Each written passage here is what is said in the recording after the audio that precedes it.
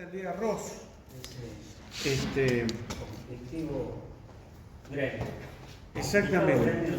Exactamente, son del gremio de la prensa, los compañeros son de los movimientos territoriales de CTA y siempre están presentes y saben, por otro lado, que cuando presento yo suele haber, si ustedes tienen la paciencia, después nos comemos unos sanguchitos.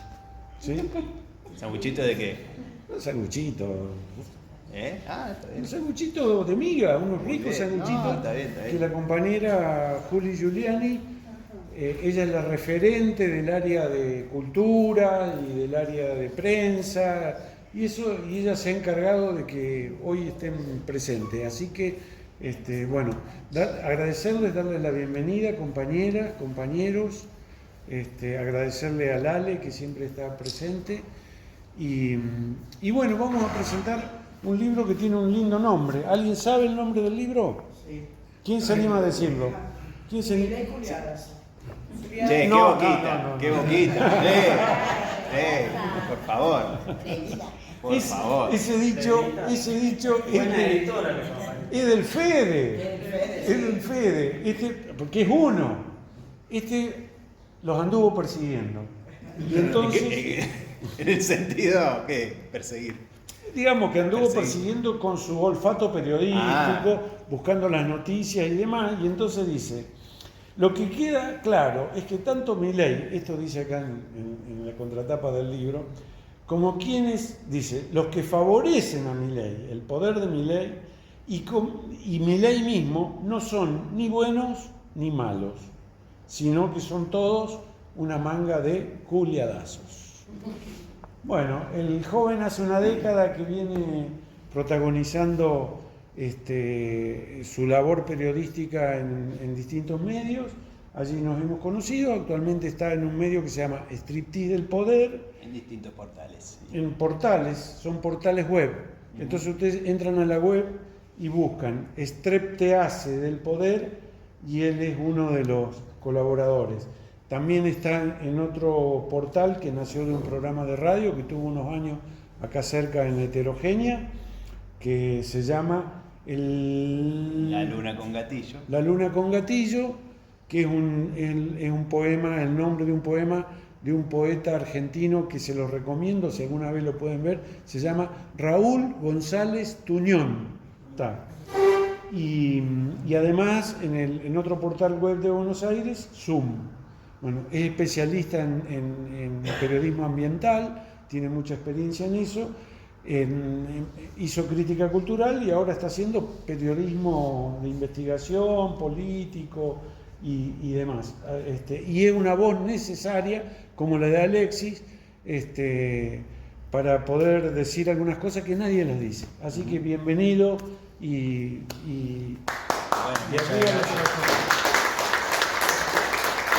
Gracias por el piropo.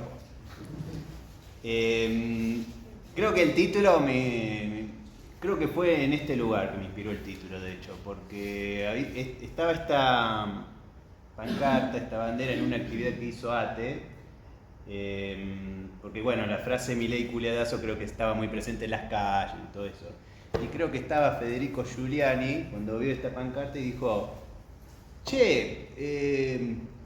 creo que nos estamos quedando cortos con la frase, me parece que hay que poner algunos... él dijo Yarlora, digamos, pero más allá de que mencioné a Yarlora, yo dije, bueno, quizás hay más de uno, digamos, porque creo que estamos como siempre echándole la culpa a toda Milei de lo que nos está pasando y a lo mejor hay algunas cosas que debemos calibrar también, qué es lo que está pasando en Córdoba. Y bueno, la pregunta es qué está pasando en Córdoba. Yo no sé si ustedes notan, porque recién me entrevistaron esta mañana en una radio y comentaba, el periodismo que se enfoca en política es aburrido, ¿no? Es aburridísimo, te hablan todo el tiempo de qué están discutiendo, no sé, Luis Juez y Rodrigo de Loredo y uno se pregunta, ¿y a mí qué me sirve esto si eso me va a dar una mínima vida digna? Y yo digo, bueno, lo que pasa es que el periodismo político es aburrido porque la política cordobesa es aburrida. ¿Y por qué es aburrida la política cordobesa? Y porque en general muchos de los dirigentes, sean oficialistas o opositores, me parece que proponen lo mismo. Ese es el problema. Si ustedes piensan alguno del peronismo cordobés, de los que más espacio mediático tienen, o algún opositor, si se fijan bien, quizás sus propuestas son más o menos parecidas. Lo que pasa es que las diferencias están dadas por cuestiones electorales. Schiaretti puede quizás demostrar una cierta eficiencia en gestionar algunas cuestiones, y Luis Juez tiene una eficacia de denunciar ciertas irregularidades que tiene esas gestiones. Pero bueno, en definitiva, cuando uno analiza qué proponen para mejorar nuestras vidas, y más o menos lo mismo, digamos. Quizás la propuesta que más difusión tiene es que el campo no pague retenciones, por ejemplo, digamos. Después está la discusión si eso nos beneficia o no, pero bueno, la realidad es que las propuestas son más o menos parecidas. ¿Y por qué son parecidas? Bueno, podemos decir que hay puntos en común en base a que tienen un pensamiento que lo podríamos describir como liberal, digamos.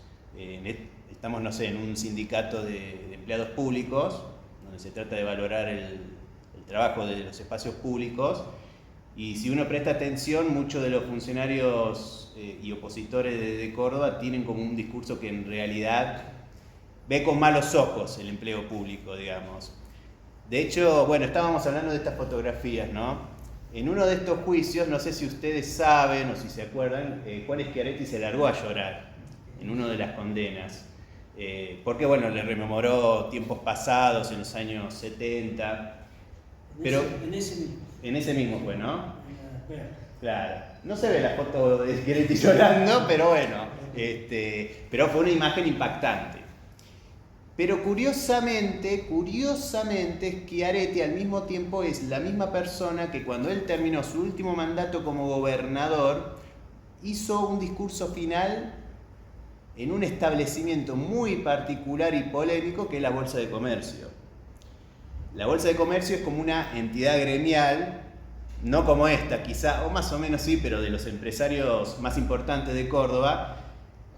Y la Bolsa de Comercio, cuando se revisa su historia, no solo que han tenido un posicionamiento a favor de las dictaduras militares, sino que diría que hasta el día de hoy lo sigue manteniendo. Consideran que los dictadores fueron necesarios. Y uno se pregunta, bueno, ¿y cómo se explica esta contradicción? Bueno, lo podremos debatir, pero en ese discurso que yo quiero puntualizar, que fue previo a que Schiaretti terminara su mandato y le entregara la gestión a Yarlora, que al mismo tiempo es cuando ya había ganado Milei, y ese empresariado de la Bolsa de Comercio tenía la lectura que Milei ganó las elecciones por 3 motivos. Una, la más evidente, que era la economía, y que el peronismo nacional propuso como candidato al ministro de Economía, digamos. Entonces ahí hay un temita difícil, que era evidente que, quizás desatinado. Segundo, un acuerdo que entabló Milei con Mauricio Macri, Patricia Bullrich, y efectivamente lograron ganar el balotaje sumando los votos del macrismo, de Patricia Bullrich. Y el tercero fue Juan Schiaretti. Para el gran empresariado cordobés consideran que como Schiaretti no tuvo la postura de no bancar, por ejemplo, al competidor Milei, que era Sergio Massa, eso facilitó que obtuviera un triunfo importante, por lo menos en Córdoba, y así obtener la diferencia para ganar el balotaje. Bueno, la pregunta es ¿por qué Schiaretti entonces bancó a Milei? Yo diría que hay 2 motivos. Primero, por una cuestión política de lograr descabezar el kirchnerismo, digamos. En general, las críticas que tiene el peronismo cordobés con el kirchnerismo es que se enfoca demasiado en políticas públicas a la región del conurbano bonaerense, a la provincia de Buenos Aires, en detrimento de las provincias como Córdoba.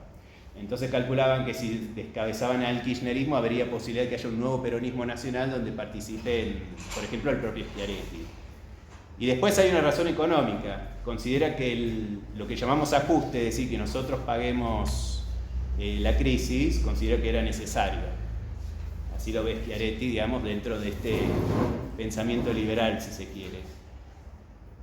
Bueno, y estamos como estamos, en base también al hecho de que en ese discurso que dio Schiaretti en la Bolsa de Comercio, da una lectura bastante curiosa, que es que hizo un balance de su gestión. Y una cosa positiva que él destacó, que en Córdoba tiene la menor, medida en tasa, o sea, en comparación a la población provincial, tiene la menor cantidad de empleo público de todo el país. En una de las presentaciones me preguntaron, ¿pero eso incluye, por ejemplo, los que son monotributistas, los que tienen contrato basura con el Estado? Probablemente no. Pero bueno, aún así es muy curioso cómo Schiaretti considera que Córdoba sea la provincia que menos empleo público genera. Ahora, cuando él hace esa lista de ranking de las principales provincias que tienen poco empleo público, supuestamente, curiosamente también están las provincias que tienen los cultivos de soja con mayores rindes. Es decir, Córdoba tiene los campos de soja muy importantes, incluso a nivel mundial, junto con Santa Fe, y encabezan esa lista, lo cual ahí vemos que podemos interpretar que en realidad no es porque Schiaretti es un hombre que sabe tan eficiente en manejar la gestión pública, sino porque tuvo este milagro de la naturaleza que tener los altos rindes de soja por tener campos muy fértiles, que es la pampa, en la zona núcleo de la pampa húmeda. Que a su vez la soja tiene este discurso, forjó una especie de ciudadano, llamémosle, donde vos tenés a un productor sojero, no sé, que viaja en su 4x4, ve sus cultivos de soja y dice: ¿qué? Mirá todo lo que estoy produciendo para el país, los dólares que genera esto. ¿Qué hace el Estado? Nada, me saca la plata de los bolsillos con la retención y todo eso. Es decir, hay un discurso ahí de si se quiere, de, como se dice, meritocracia, que forja esta mirada del emprendedor, digamos. Entonces, bueno, toda esta mirada de ver cómo el ámbito privado del mercado es el que forjaría los verdaderos líderes y no el empleo público en sí, digamos. Bueno, y en este libro, curiosamente, ATE tiene cierta presencia en algunos quilombos que han ocurrido en Córdoba, incluso teniendo una pata judicial detrás del sindicato que tiene nombre y apellido, que es el fiscal Ernesto de Aragón. Ernesto de Aragón tuvo un intento frustrado de llevar a un juicio por la realización de un piquete en la ciudad de Córdoba, con 6 personas imputadas. Una de ellos era Federico Giuliani, que al final se lo rechazaron básicamente porque su investigación se limitó mucho al testimonio de los policías. Se consideró que eso era insuficiente. Igual creo que Federico Giuliani tiene ya otras 2 causas penales también investigadas por de Aragón. Entonces, también Ernesto de Aragón fue, en el libro lo señalo, el primero que llevó a cabo una respuesta represiva en la era Milei, que fue contra un cacerolazo que se hizo en diciembre en la ciudad de Córdoba. El cacerolazo se hizo contra el anuncio de un mega DNU que modificaba y eliminaba muchísimas leyes, y terminó en particular en la ciudad de Córdoba en una represión. En general hablamos todo el tiempo de Bullrich y el protocolo Bullrich, pero curiosamente el primer hecho donde la policía respondió de manera violenta en la gestión Milei ocurrió en la ciudad de Córdoba. Terminaron con 4 personas detenidas, un periodista, y fueron liberados varias horas después. Y bueno, estamos como estamos en esta situación donde podemos decir nuevamente Córdoba nuevamente banca a Milei, que a mi entender tiene que ver con el hecho en que todavía hoy no se ha logrado dar una alternativa bastante clara. De hecho, yo diría que la explicación de por qué le fue bien a Milei es porque en definitiva no hubo ninguna respuesta de cómo responderle a este régimen. Había el miedo latente de que podía llegar a haber una debacle económica si perdía Milei. Bueno, eso implicó que la oposición no explicaba cómo se podía evitar una debacle. Y bueno, ante ese miedo se optó por mantener ese régimen, que habrá que ver cómo va a continuar. Pero en definitiva, bueno, creo que la discusión ahora que sigue es lo de la reforma laboral, que a mi entender es bastante difícil, por lo menos sé que en este sindicato tienen charlas, van a realizar charlas sobre no a la reforma laboral. Personalmente yo tengo una mirada bastante dificultosa porque creo que la consigna no a la reforma laboral no interpela a las personas que están precarizadas, como que no sienten que realmente afecta a sus vidas. Entonces, bueno, hay un problema ahí sobre cómo se puede llevar a cabo un trabajo quizás más, llamémosle pedagógico, digamos. Habrá que discutirlo, pero bueno, para es interesantísima esa interpelación y me parece que puede ser del interés de las compañeras y compañeros, ¿no? Sé que hay una consigna del pasado mañana que propone no a la reforma laboral esclavista. Tiene demasiadas sílabas. Claro. Demasiadas sílabas. Les vamos a preguntar a los compañeros y las compañeras quiénes son asalariados de ustedes. De acá ninguno. Ninguno. Territorio. Claro. Entonces, De los cuales la mayoría que estamos acá tuvimos imputado por Aragón, tuvimos preso también el 28 de agosto. De este año. claro, en el último Claro, acontecimiento. estaba con Federico Julián y Silargo. Claro, o sea, yo también a veces soy monotributista, estoy precarizado, y la realidad es que el gran problema es, o sea, la discusión de ahora es esa, la reforma laboral. Yo he dicho tajante, pero ¿cuál es la consigna que haga convocar a los pueblos? Si es no a la reforma laboral, se va a aprobar. Se va a aprobar porque bueno, no veo que eso interpele, sea claro en cómo nos afecta en la vida, digamos. ¿Cómo nos afecta? Ahí está. ¿Cómo nos afecta? O sea, mirá, Nosotros primero... ahora nos afectó en el boleto. Se fue el boleto a 1720. Sí. ¿Me entiendes? Ahí nos afectó a nosotros que somos precarizados. Pero tenemos que salir a la calle a laburarla todos los días y sin un aumento de sueldo. Porque vamos a seguir con el mismo sueldo. Claro. Yo soy trabajador de Paico, pero soy becario. No tenemos recibo de sueldo ni nada. Nosotros dependemos de Federico Giuliani todos los años para que nos renueven ese contrato. Entonces, y seguimos con el mismo sueldo y debemos de pagar el boleto todos los días para ir a laburar. Yo creo que ahí nos afecta a nosotros ahora, en el boleto.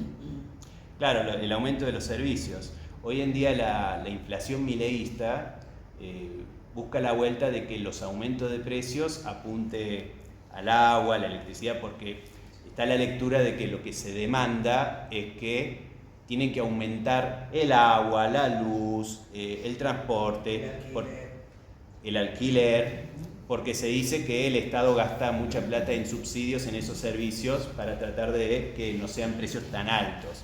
Bueno, la lectura que tiene la Libertad Avanza es quitar esa ayuda estatal para que aumenten esos precios, digamos.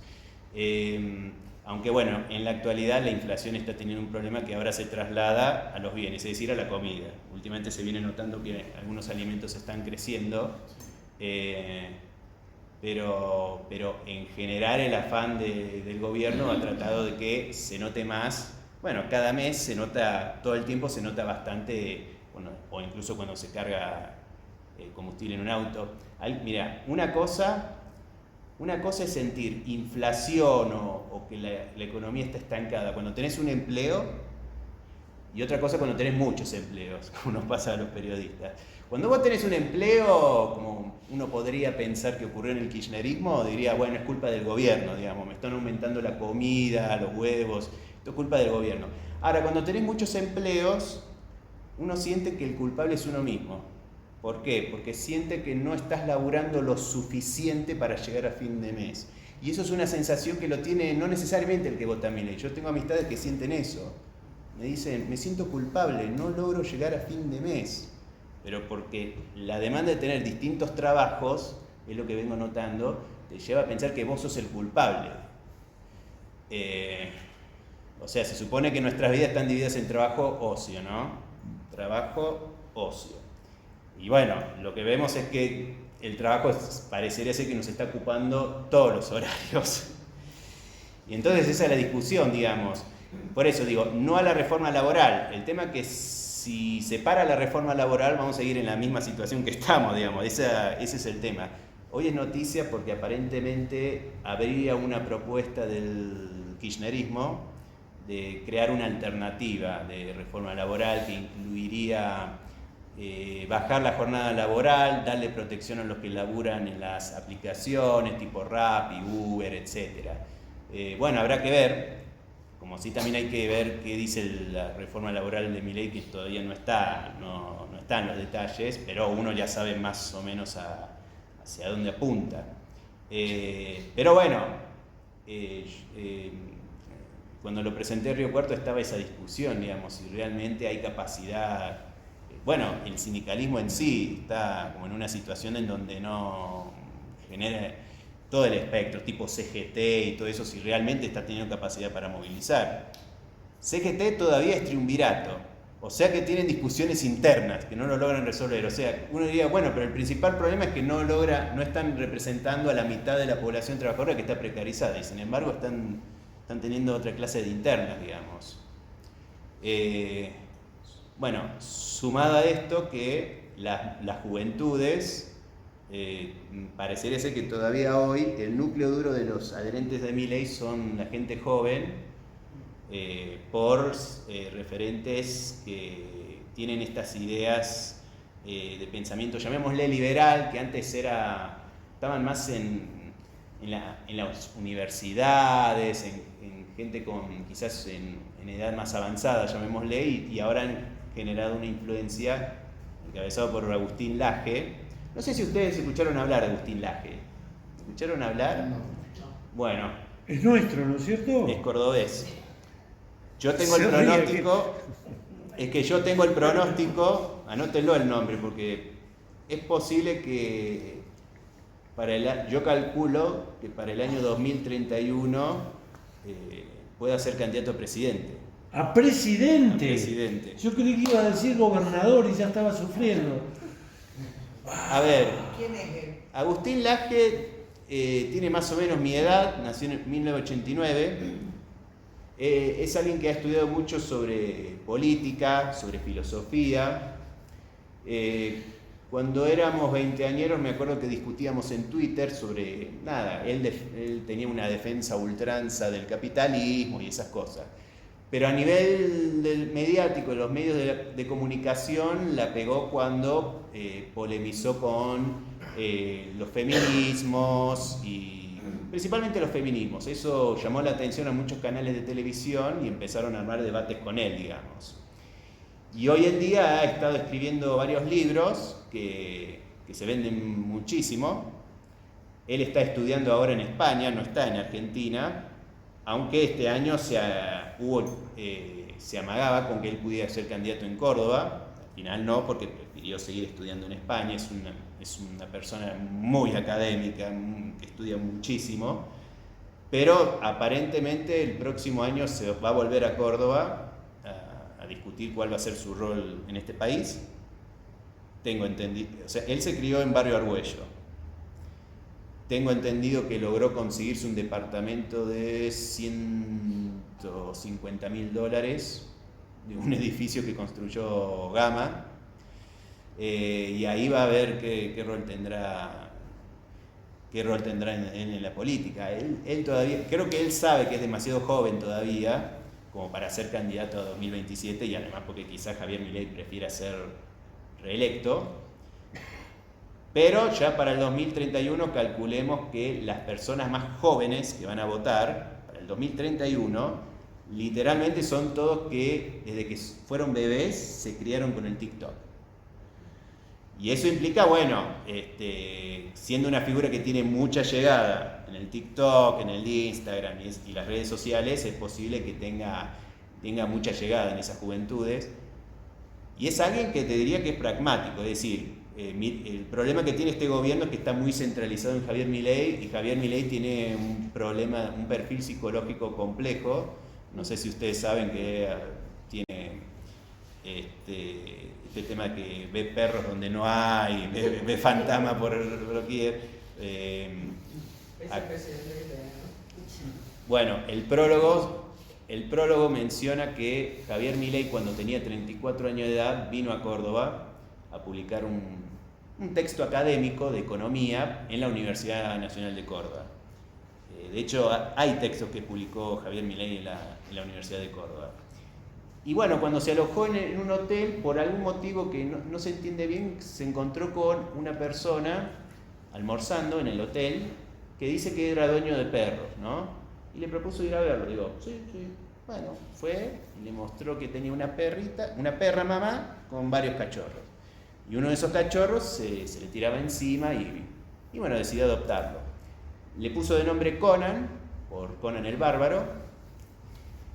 Y bueno, ese Conan lo adoptó en el 2004 y todavía hoy lo menciona en tiempo presente. Es decir, Conan me acompaña y todo eso. Estoy hablando de 2004 que lo adoptó, o sea, ya estamos en el 2025, o sea que el perro está muerto. Se cree que el perro murió en el 2017. Sin embargo, insiste que él lo tiene, digamos. Y él insiste, y que bueno, como lo conoció, lo adoptó en la ciudad de Córdoba, insiste en decir, Conan es cordobés. Entonces tiene dos figuras cordobesas importantes. Agustín Laje, que le inculcó ciertos consejos de dar la batalla cultural, como le dice Laje, hay que librar la batalla cultural para convencer. Y el perro Conan, que bueno, hay toda una discusión que Conan no es solamente una alucinación, sino una especie que le permite entablar contacto con otras entidades, desde economistas muertos hasta con Dios, que le dice qué decisiones tomar, digamos. Entonces, bueno, tenemos... Bien, estaba hablando del perfil psicológico complejo de Milei, a diferencia del Laje, que es más pragmático, claro, que te dice lo que vos querés escuchar. Digamos, Milei dice a muchos lo que quieren escuchar, pero muchos de los que lo votaron a Milei no creían que Milei iba a hacer lo que decía que iba a hacer. ¿Lo del ajuste? Y algunas no. Digamos, algunas cuestiones puntuales, qué sé yo, cerrar tal organismo, cerrar Vialidad, por ejemplo. Sí, pero todos decían lo mismo de Macri y sin embargo, a ver, ¿qué se decía? Si gana un Macri, un Milei, no, porque los que están en el Congreso lo van a impedir. Sí. Y el problema es que los opositores tienen esos temitas, hay que ayudar a los presidentes. Es como, a ver, el argentino en general, o la argentina dicen, es un buen votante, es un buen perdedor a la hora de votar. Dice, bueno señor, usted ganó, lo felicito, quiero que le vaya bien a pesar que yo no lo voté. Y bueno, están esas lecturas en los partidos, digamos. Bueno, de hecho, hay una cosa. Yarlora le tocó un mal panorama para ser gobernador por primera vez con Milei. Milei cortó la obra pública, ¿no? Los caminos, por ejemplo. Y un capital importante que hace que Schiaretti, De la Sota y Yarlora estuvieron presentes fue las obras viales. Entonces, bueno, aparece Milei con la motosierra, corta el presupuesto a la obra pública. ¿Qué hacemos, digamos? Bueno, ahí había un funcionario que ya no está más, pero que fue muy importante, que era Guillermo Francos. Guillermo Francos era jefe de gabinete y tenía muchos recursos para dialogar con los gobernadores. Y pactó con Yarlora en que le banque la ley Bases. De hecho, no sé si se acuerdan que en las protestas de Buenos Aires, cuando se aprobó en el Congreso, en el Senado, hubo una imagen de un auto de cadena 3 dado vuelta que se prendió fuego. En ese entonces algunos decían, ese es el peor ataque a la libertad de prensa en la historia. En cambio yo, cuando vi esa imagen, me dio una sensación orgásmica. Cadena 3 lo incendiado, digamos. Un buen comienzo. Sí, bueno, no sé. Bueno, ese día Yarlora anunció que algunas de las obras viales que estaban paralizadas por la motosierra, se logró un acuerdo con el gobierno nacional que se iba a hacerse cargo de concretarlas, de terminarlas. ¿Y tiene relación con el auto de cadena? Que yo sepa, no, simplemente es como dar ese contraste. Pero... Porque eso es obvio que fue armado, ¿no es cierto? ¿Lo de qué cosa? De eso, digamos, el auto quedó abandonado, como las piedras, donde está la Bullrich hay piedrazo. El auto estaba ahí y no había nadie alrededor del auto y era zona liberada y demás. Digamos, si hubiéramos estado vos y yo, lo damos vuelta, Lea, me parece, y los compañeros y compañeras también. Digamos, es como que nos entregan la posibilidad de expresar nuestra bronca, pero claro, nos están sacando fotos. Es una trampa, digamos, ¿no? Nos están poniendo trampas permanentemente, ¿o no? ¿Trampas? Sí. Mira, yo tengo a veces una lectura medio... Creo que hay de todo en una marcha. Hay gente que sí quiere armar quilombo, me parece, y que hay... Vos me decís que puede haber infiltrado o no, puede haber, pero yo creo que hay un tema ahí a discutir, porque uno dice, ley de bases, reforma laboral, son leyes que no van a ser bosta, no van a arruinar nuestra vida y todo eso. Bueno, uno tiene ganas de hacer algo. Sí. Y si vos tenés sector, pero si vos te dicen, no, pero hay que portarse bien en una marcha, y no sé, ¿viste? Porque te dicen que estas leyes te van a arruinar la vida, bueno, lo mismo pasa con la reforma laboral. ¿Qué se hace entonces? Bien. Decimos todo el tiempo que nos van a arruinar la vida. Bueno, suponete que te creo. ¿Qué hacemos entonces? O sea, es un dilema ahí, digamos. Es todo un dilema. Los compañeros... yo pienso que vos decís la reforma laboral. Sí. Primero van a ser contra todos los que, digamos, lo ganado de los sindicatos, por años, miles de años. Y por ahí, y atrás de eso, la gente. Nosotros podríamos reclamar un poco de alimento para la gente de la barriada, lo metieron en cana. Y íbamos tranquilos. Pero caemos en una trampa también, porque Claro, nosotros decidimos que íbamos a entrar, porque lo como- dejaron encerrado allá adentro. Ustedes entraron a conversar con la cava, ¿no es cierto? Sí. Claro, nosotros ya íbamos ya con el tratado, digamos, lo que se iba a tratar, En un papel, En un a papel conversar ya con el para funcionario de la firmar. cava. El petitorio. el petitorio. Es más, la Bajaba policía- la funcionaria, ¿ya? Y ella misma dice, salgamos a la calle y lo firmamos afuera, a la vista de todos, tac. Y el policía pasa? Sí. que estaba adentro dice, no, Y acá no se dice, puede nadie. y acá no se va nadie, pero acá van todos en cana. Orden de la cava. Así dijo. Encerraron. Así. Y dice, no. Y la funcionaria dice, no tiene que ser así. Voy a subir a hablar. Cuando ella hizo el segundo escalón, entró en la infantería, todos contra la pared, los hombres, la policía que entró a manotear a las mujeres, cosa que eso no se puede hacer. Digamos, ahí no había fighter, nada, porque a las mujeres las chirlearon, todos con armas reglamentarias, armas de fuego. Entonces no es que el gas pimienta a la gente afuera con los niños que estaban. Entonces ya estaba todo armado. El día anterior también hubo una marcha al mismo lugar y no pasó nada. Y nosotros fuimos de la misma manera.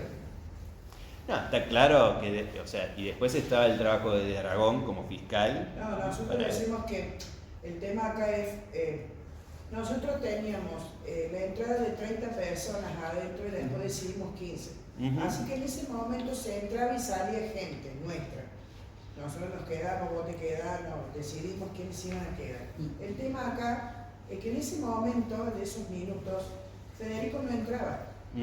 Entrábamos todos nosotros que éramos referentes barriales, íbamos y veníamos entrando por ese pasillo. Una vez que entró Federico Giuliani, es ahí donde se cerró la puerta. Claro. Ahí empieza todo. Ahí empieza todo. Porque minutos antes, uno dice minutos, pero me parece que fue un transcurso de 15, 20 minutos donde entraba y salía gente nuestra, que decidíamos quién iban a entrar a negociar, porque entramos a negociar porque él se nos debía, porque nos debe muchas cosas, y Federico intacto afuera. Me parece que cuando entró Federico Giuliani es ahí la emboscada. Porque si no, yo creo que si no hubiese ido Federico, No hubiese pasado nada. no hubiese estado el pasado diálogo. tanto. Lo hubiese- Pero me parece que el tema era con Fede. Me parece que el fiscal Aragón es el que dio la orden. Cuando se enteró de que Federico ya había entrado allá. Claro, eso que ocurrió en agosto, Sí. habrá pasado 2 meses antes, más o menos, un poquito más, salió un fallo judicial donde prácticamente de una cámara que le dan con un chirlo a de Aragón cuando pidió que se haga el juicio, y le dijeron, mire, no se hace el juicio porque las pruebas que usted trajo son insuficientes, digamos, o sea, como dije antes, se limitó al testimonio de los policías, dio una descripción de ese piquete que dice que paralizó la ciudad prácticamente y sin embargo los vehículos damnificados podían desviarse para otro lado, digamos, no ven que se estén dadas las condiciones como para decir que acá hubo un crimen. Entonces le dijeron que no. Y de Aragón, que podemos decir que podía haber sido el fiscal que logra el primer juicio por un piquete, quedó con una bronca seguramente que de lo que ustedes están describiendo es como que él hace rato que venía fichando lo que estaba ocurriendo en comunicación con los policías y todo. Bueno, sé que... Pero pasó algo raro porque nosotros fuimos el día viernes a hacer la protesta por la liberación de Federico. Sí. Pues te lo advirtieron, no había forma. En tribunales. Nada.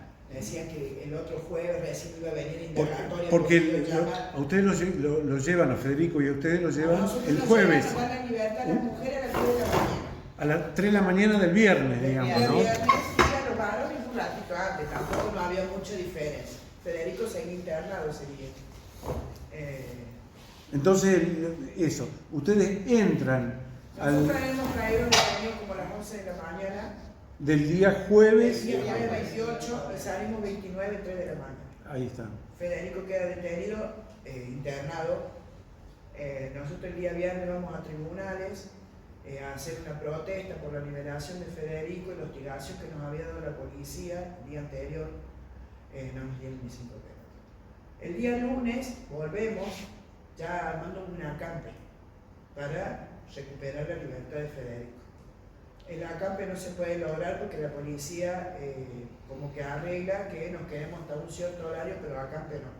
Pero nosotros continuamos una olla popular para los compañeros, para los que quisieron quedar todo el día a hacer el aguante, y calculamos que como a la 1:30 se dictamina que se cambie el fiscal. Entonces ahí nosotros era como un alivio para nosotros, porque cambiarlo a Aragón en 48 horas era un montón. Decíamos que el piquetazo que habíamos hecho y que estaba, para mí intervino, no sé, Yayora, alguien intervino porque me parecía que era una ridiculez lo que estaban haciendo. Cuando se nos informa que Federico le cambian al fiscal y que podíamos tener la posibilidad de verlo liberado ese día, imagínense, era una fiesta para nosotros y peor. Y ya cerramos toda la calle, porque no se nos permitía, la calle no la podíamos tapar. Entonces ya cuando se nos dijo que el fiscal había cambiado, ya era como calle era nuestra. Y después a las 2 de la tarde se dio esa de que Federico se le había dado la libertad inmediata. Federico se le da la libertad inmediata. Nosotros a las 11 de la noche llamamos por teléfono diciendo que en 40 minutos nos daban la libertad, nos dieron la libertad a las 3 de la mañana. Ahí te hago una pregunta. Recién mencionaste que a lo mejor Yayora Sí, me parece pudo haber como intervenido, que cambiar el pudo haber fiscal. intervenido, ¿Por qué crees? Porque me parece que como venían las elecciones políticamente, me parece que se estaba mandando una macana. Me parece que con esta... A ver, si el día anterior hubo una marcha, no sé qué organización estuvo en ese momento en la 27, y el otro día nosotros fuimos pacíficamente como una marcha como el que estuvo el día anterior y se nos dio, no sé, Pablo Cárcel, no sé si había una diferencia entre, a ver, el CTA con las organizaciones del día anterior, no sé, no, ahí que nunca entendí. Igual se nos cerraron las puertas, ¿no? Nosotros tenemos restricción en calle 27 de abril, todo lo que sea municipio, nosotros las detenidas no podemos pisar. Y tampoco, digamos, podemos ir a hacer ninguna clase de reclamo ni nada por el estilo. Recordame tu nombre, compañero. Valeria. Se nos han cortado los beneficios para los comedores, no tenemos, lo han sacado la tarjeta activa, no nos bajan mercadería, nada. Y eso es lo que íbamos a pedir realmente, que era trabajo, servidor urbano, para los compañeros que no tienen trabajo. Íbamos a pedir también de la activa, íbamos a hablar, a negociar a ver cómo podíamos hacer cosas activas para los compañeros. Pudimos también para que los bajaran mercadería para los comedores, y todo eso estaba puesto en un petitorio que no sé a dónde quedó ni tampoco se comieron. No, y así como pasó eso, que lo llevaron preso, se les recortó todo a los compañeros. Sí, no podemos. No tienen los comedores, están cerrados porque no tienen como. Bueno, eso, digamos, no hay otros comedores que no participaron en este petitorio. O sea, está clarito eso. A ATE, CTA, FENAP, está todo recortado. Sí. Está todo recortado. Todo lo que tenemos de desastre de órgano, está todo recortado.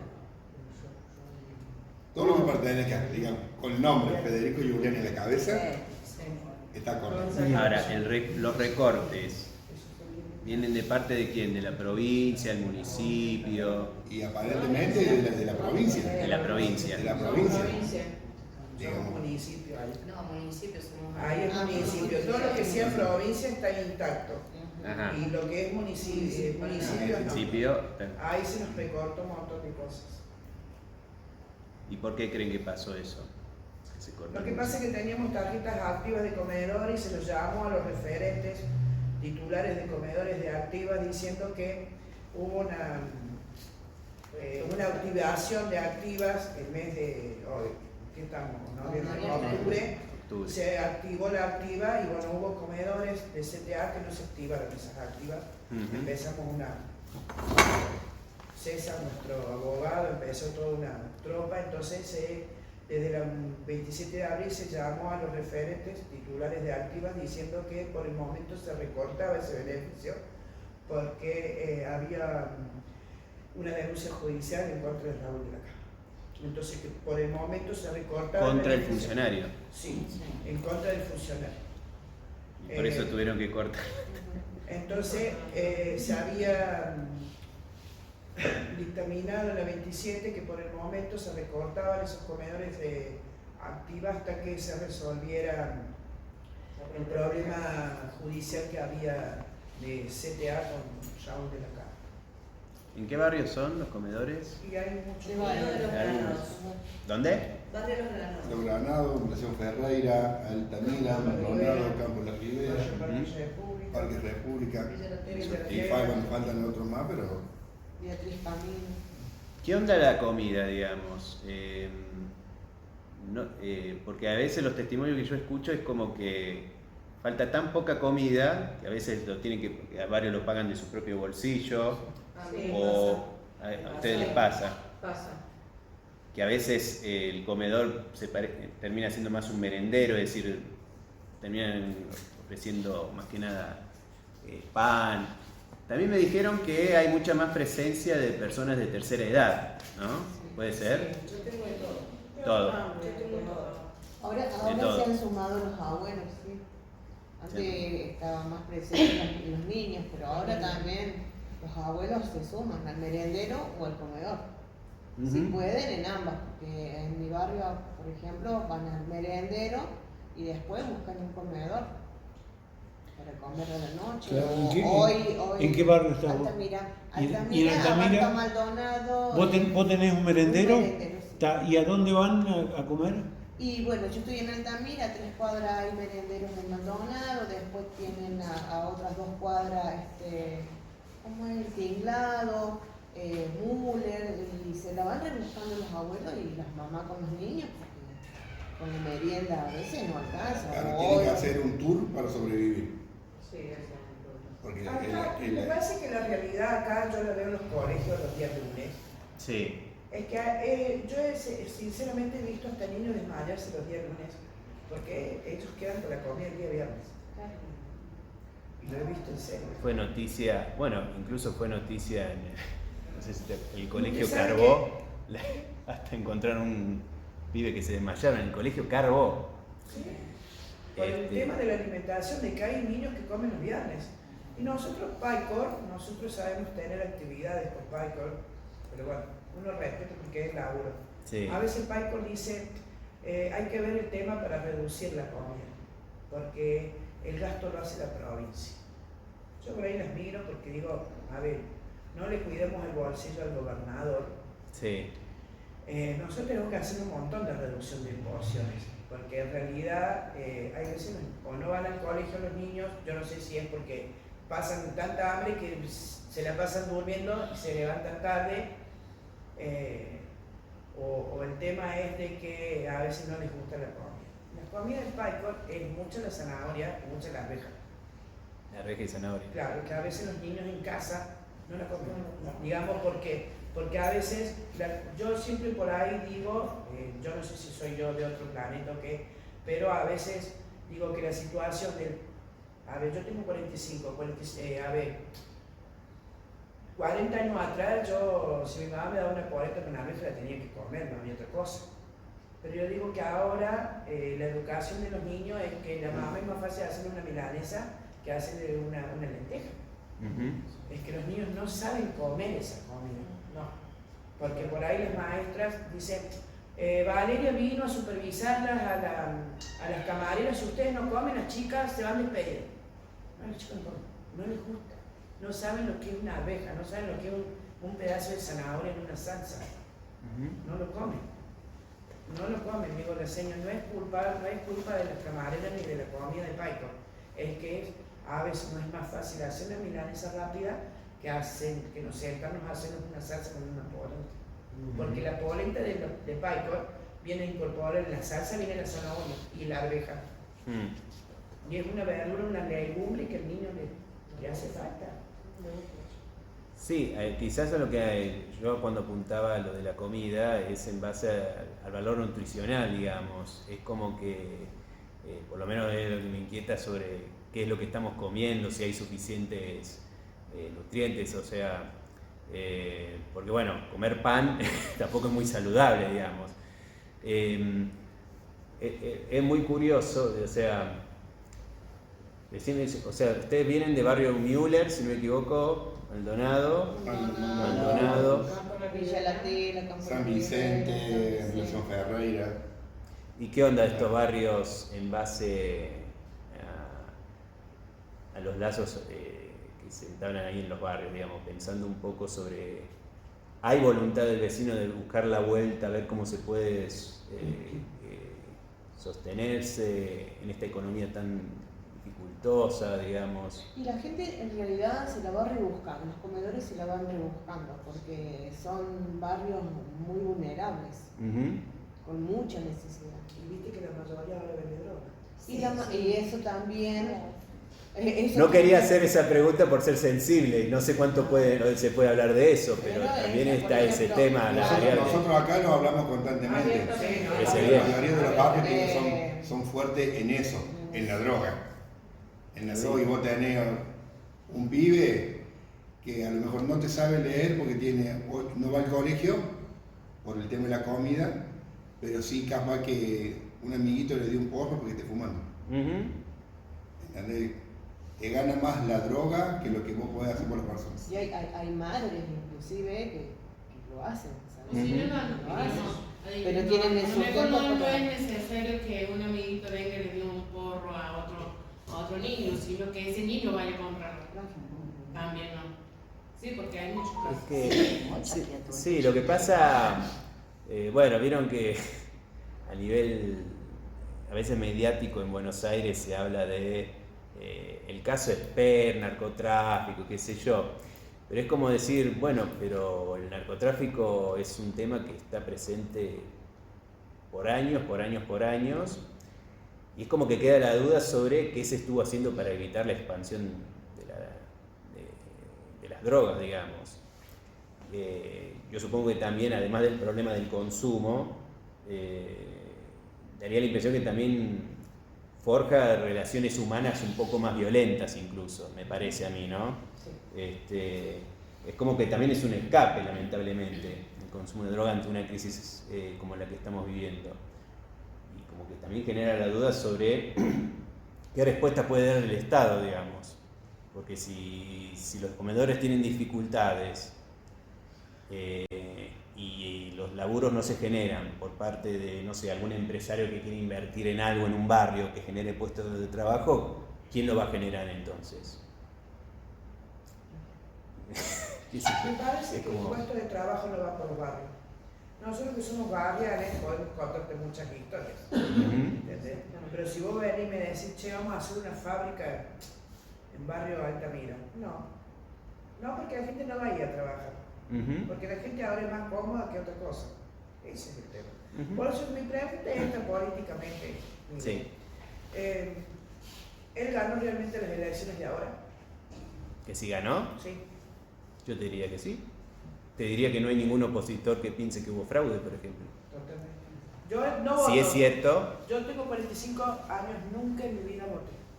Nunca siempre me decían, anda a votar, si algún día me saca algo, que me lo saque. Pero no, yo no creo en la política, jamás creí en la política, en nadie. Nunca voté. Federico la otra vez me cagó pedo porque me dice, le diste el voto a Milei cuando no fuiste a votar. Y bueno, yo no fui la única que no fui a votar. ¿Sabes qué le diría a Federico? Que estás hablando igual como Yar Llora. Canal 10 tuvo la posibilidad de entrevistar a Yar Llora antes de las elecciones y dijo, mira, esto es simple, al movilero, al colega, mira, esto es simple. El que no nos vota a nosotros, Schiaretti, Yar Llora, vota a Milei. Y al que no vota, vota a Milei. Punto, dice Yar Llora, punto. Yo cuando vi eso, yo digo, ¿qué desubica?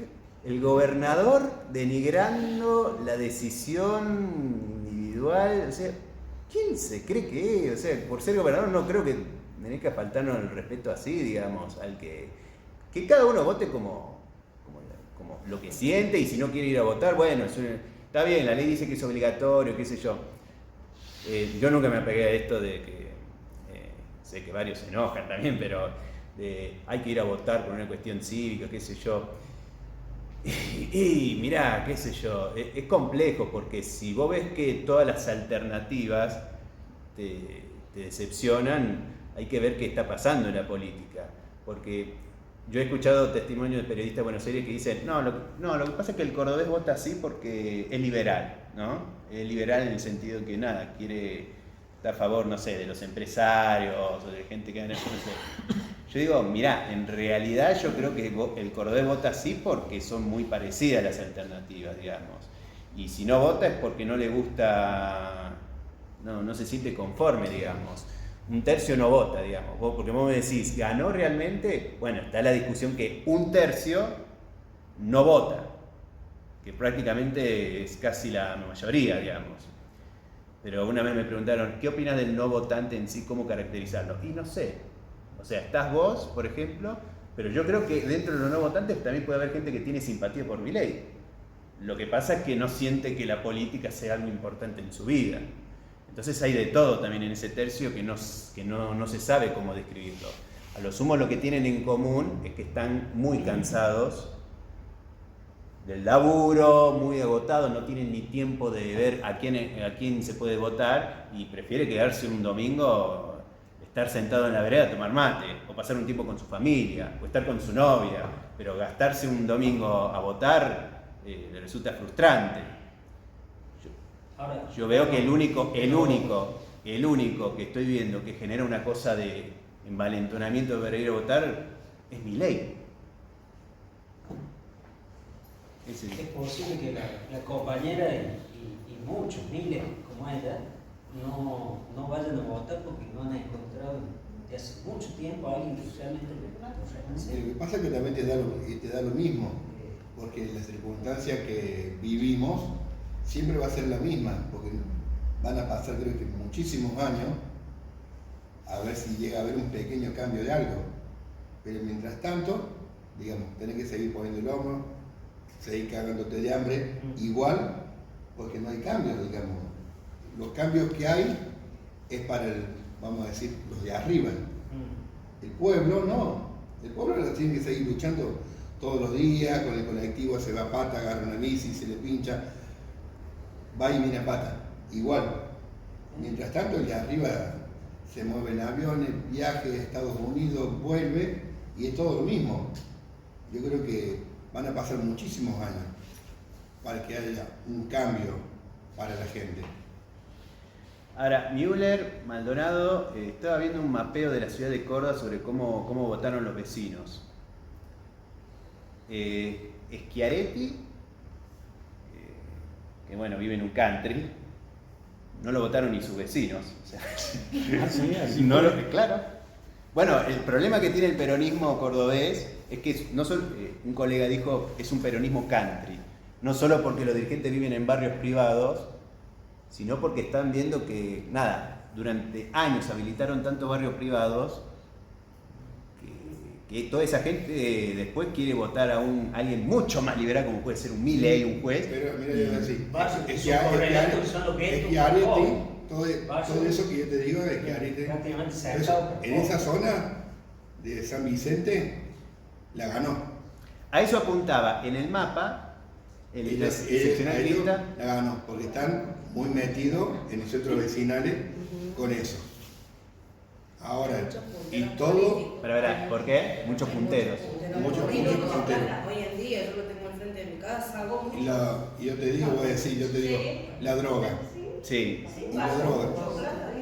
Todos los que mueven la droga de estos barrios, todos los tenés trabajando en Surba. Sí. ¿Y cómo hacen para entrar? Si ni siquiera tienen un estudio. Ellos te piden, vos vas a tener un currículum. Y ganan más que los médicos que y no estudian. tenés un secundario completo, no entran. ¿Y cómo hacen para entrar? Yo los conozco.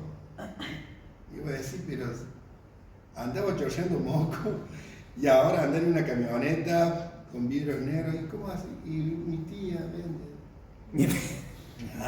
Incluso la policía, allá en Altamira, Maldonado, los propios patrulleros a veces van, golpean la puerta de los kiosquitos que venden y le piden la coima, y entonces hacen zona liberada de viernes, sábado y domingo.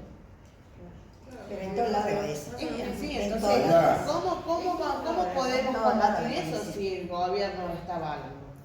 Claro, yo puedo entender que en la seccional quinta gane Schiaretti porque posiblemente muchos vecinos, más allá de los punteros y todo eso, sienten que bueno, algún beneficio reciben a cambio de dar ese voto.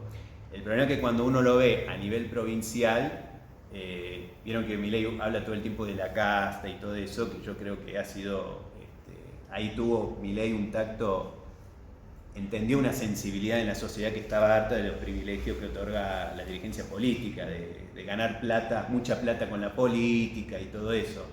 Me da la impresión que el problema que hizo que la campaña Schiaretti se le notó mucho la casta, digamos. Otorgó demasiado beneficio que, bueno, quizás en una zona tan problemática como la seccional quinta, bueno, le viene bárbaro quizás a los vecinos. Ahora, por darles un ejemplo, le avisó el último jueves, antes del día domingo de las elecciones, le mandó mensajes a muchos vecinos de distintos barrios de todos lados que iban a recibir un bono si iban a hacer colas en los Bancor. Y entonces el viernes, el último viernes, montones de colas, arruinando, no, se notó tanto, había varios colegas que vieron las colas diciendo, che, perdón, ¿qué es esto? ¿Qué es esto? Y empezaron a ir diciendo, che, el gobierno al último viernes entregando un bono, eso ya es como, o sea... Está bien, un bono te sirve, pero ahí arruinarte un viernes haciendo esa cola a pleno sol. En pleno sol, ¿viste? No le importa el sol, nada. Y algunos deben decir, gracias por el bono, pero me toma de boludo, qué sé yo, ¿viste? Me arruinas un poco. Claro, bueno, por eso, como digo yo, se le vio la casta, digamos. Ahí hay o sea, el cordobesismo ahí tuvo un problema bastante notorio. Que se fue de mambo, digamos, hizo lo peor de la política, punterismo, que yo que en algún efecto... Juega con la necesidad de la gente. Porque sí, no hay que rondar mucho, porque es jugar con la necesidad de la gente. Sí. El tema fue que esa ayuda económica vos la tenés que hacer por un CD y todo eso, porque ahora todo por CD. Acá. Y después hizo una presentación allá donde a los feriantes se les daba una ayuda económica. De también. 400.000 le dieron. 450.000 y le daban los 200 a la ayuda económica. Pagó todo el mismo Ahí día. pagando el voto. Que yo después dije, a ver, hiciste todo un tema en la semana anterior pagando esto, que lo otro, que la gente hacía cola en miles de cuadras de cola y después terminó perdiendo. Sí. La gente se burló esta vez de Porque él. la plata que invirtió el Que invirtió él, que creyendo. Yo le soy O sea, sincera, yo como pensé comedores. que él iba a reventar en Córdoba. De la forma donde estaban los barrios, se llenaban, era impresionante. Aparte hizo un cierre de campaña de miles de dólares, me parece. ¿Alguien sabe quién fue el principal candidato de la Libertad Avanza? No sé. Mira qué interesante. ¿Alguien sabe el nombre? Pero no me lo acuerdo. ¿Cómo se llama? No se acuerda. ¿Cómo se llama el ganador? Costa. ¿Quién? Ay, no, es que yo no sé. Costa no. ¿Cómo se llama el que ganó la selección en Córdoba? Nadie lo conoce. Nadie lo sabe. No, porque nadie lo conoce. Él ganó por Milei. Sí. Yo le pregunté así. ¿Vos estás haciéndole propaganda, Lea? ¿A quién? Vos lo estás preguntando si lo conocen. ¿Vos querés ¿Lo hacerlo, conocen? ¿Lo querés hacerlo conocer? No hace falta. Pero... No, nadie lo conoce. Nadie lo conoce. Nadie lo conoce. Y ganó. Y ganó. Y ganó. Pero, a ver, imagínate lo duro que es para Schiaretti haber perdido con alguien que no lo conoce nadie. El Guaso simplemente tiene una estación de servicio en Villa Dolores, en el Parque de ¿Cómo es el apellido? ¿Eh? ¿Cómo es el apellido? Roca, Gonzalo Roca se llama. Y el que lo conoce no reconoce su voz. No saben quién es. Un chico jovencito. No saben quién es. Es un hombre joven. Sí, es jovencito el chico. Sí, joven, creo que tiene Menos de 45. No, creo que tiene 45 años. Pero. No, por eso, no lo conoce nadie y gana Milei. Pero, a ver. Pero ganó porque era candidato de Milei. Pero, a ver, vos fijate esto, porque yo digo esto.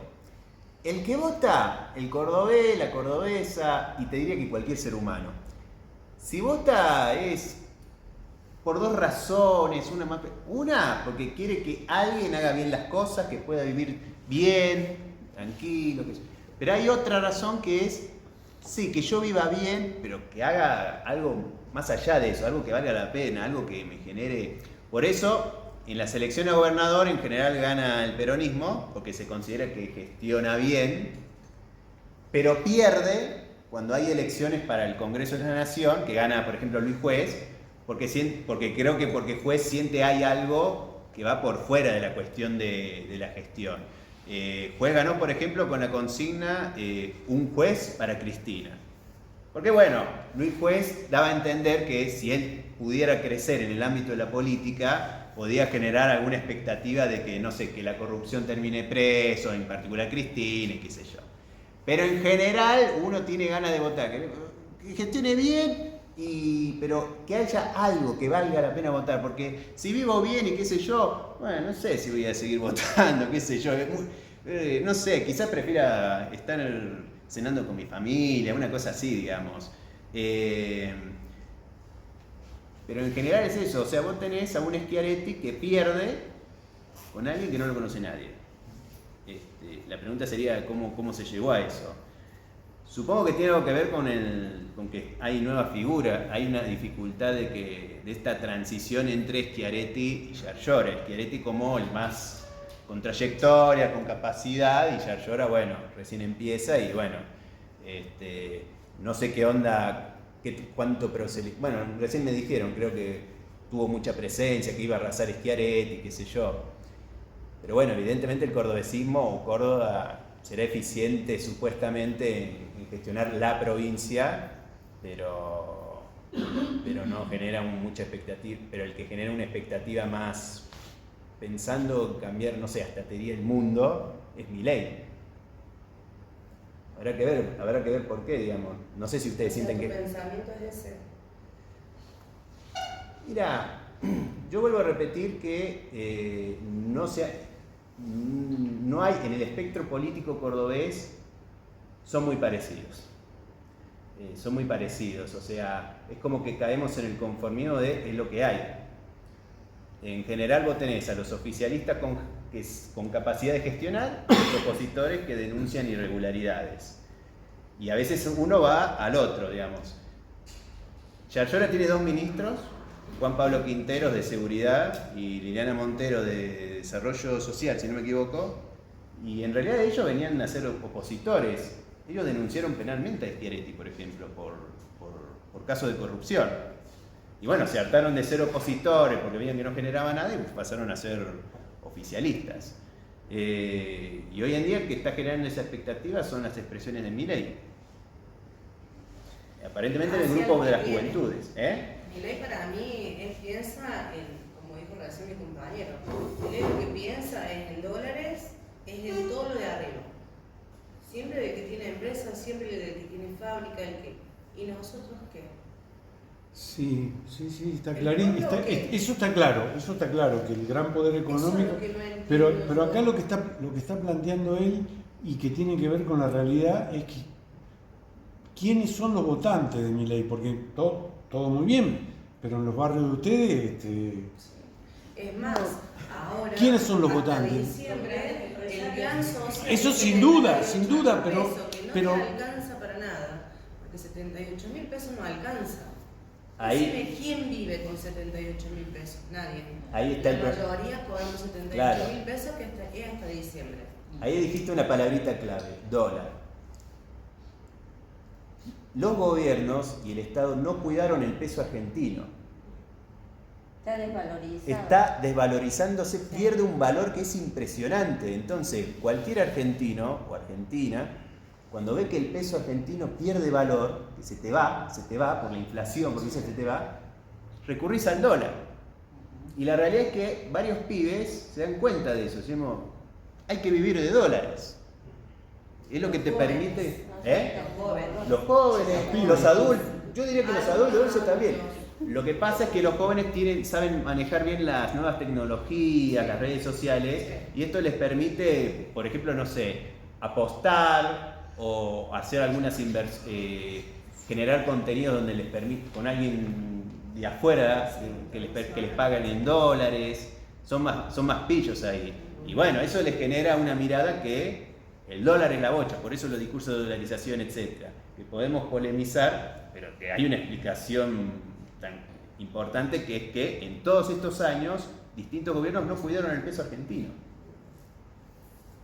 Qué sé yo, los economistas deberían explicar por qué, digamos, pero o sea, hubo mucho discurso sobre proteger el Estado nacional y popular, pero no se cuidó el peso nacional, digamos. Por eso los argentinos van en la búsqueda de los dólares. Y bueno, y la economía en sí es insostenible porque todo el mundo quiere tener dólares para... en general se supone que los dólares los usamos para comprar cosas de afuera, para armar cosas y todo eso, pero acá te piden dólares para ahorrar, no para generar algo, para producir algo. Y bueno, ese es la patología que tiene hoy en día el argentino, el ser argentino. Por ejemplo, los videojuegos se compran en dólares ahora. Sí. No, ahora estamos... Roblox, que anda dando vueltas, Roblox. ¿Cuál? Ah, sí. Mi hijo la otra vez más, comprame no sé qué. Y cuando yo entré, era dólar. Sí, dólares. Sí, déjame joder. Dice, Dice, vos tenés que convertir, por ejemplo, yo tenía 5.000 pesos. Dice, vos tenés que convertir esos 5.000, mira que tiene 11 años, 11 años tiene. Dice, vos tenés que convertir esos 5.000 pesos en dólares. Ya ahí me podés comprar no sé qué, lo que era, un diamante, no sé qué, lo Le digo, no. Esas cosas no. Yo tecnología cero y las aplicaciones tampoco. No, hoy en día se venden casas y autos. No, pero hoy en día se venden casas y autos en dólares también. Sí. Para los que tienen dólares. La mayoría ahora se vende y se compra el dólar. Porque todos ponen el dólar. Y los más pillos, como se dice, a veces los que tienen dólares la esconden a las autoridades, digamos. Y entonces lo que hacen los gobiernos, incluyendo Milei, les vamos a dar lo que dicen un perdón. No los vamos a retar por haber ocultado dólares, pero tráiganlos, digamos. Pónganlos en los bancos para que los bancos puedan... y bueno... Para que haya liquidez. Para que haya liquidez, como dicen. y también se le dice blanqueo. El blanqueo de Milei fue el más exitoso. Declararon 20.000 millones de dólares. Uno de ellos lo trajo el dueño de los helados Grido. Lo loco es que los dueños de los helados Grido llevan 10 años denunciados por no pagar impuestos, digamos. Y cuando Milei anuncia el blanqueo, interpretaron que esa ley de blanqueo decía, bueno, les perdonamos de todo, digamos. Entonces lo declaran para decir, bueno, nos tienen que perdonar por no haber pagado impuestos porque el blanqueo de Milei dice que si traemos los dólares no nos pueden acusar de nada. Por un lado se lo aceptaron ese perdón, pero ahora se lo rechazaron y aparentemente los dueños de los helados Gridos, a pesar que trajeron los dólares, se van a comer un juicio, digamos.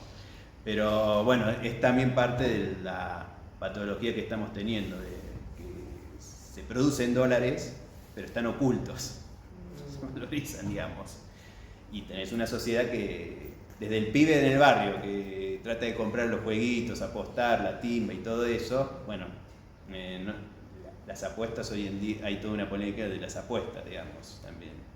Pero más allá de eso, bueno, de eso, al comprar autos y departamentos es el gran dilema que hay que resolver. Y hasta ahora no hay ningún opositor que dé una propuesta concreta cómo resolverlo. Hasta ahora Milei propone eso, de llenarnos de dólares, no tanto de peso argentino, sino de dólares. Bueno, tenemos un panorama pesimista con respecto al futuro, pero tiene un realismo contundente, digamos, los datos que nos tira Lea son útiles para pensarlo, ¿no es cierto? Bueno, vos escribiste acá 20 capítulos, Lea, ¿no? Sí, con prólogo y epílogo. Con prólogo y epílogo. ¿Algo de acá, de tu factura, que quieras dejarnos? ¿Algún párrafo, alguna página? ¿Algo que te parezca que puede servirnos? Algo, Sí, algo, como para ir cerrando el encuentro. ¿Les parece, compañero? Sí. Y sí, que se Podemos- puso interesante igual. se puso interesante. No, podemos ir con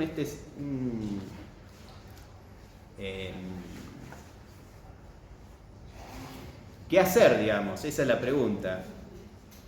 Todo esto amerita abrir un interrogante sobre preguntarnos cómo es este tema que las resistencias cordobesas están perdiendo efectividad a veces. Bueno, salvo lo de Aragón, que no pudo concretar el juicio, pero bueno, igual quiso darle el chirlo a Fede, pero bueno. ¿Qué se puede hacer, digamos?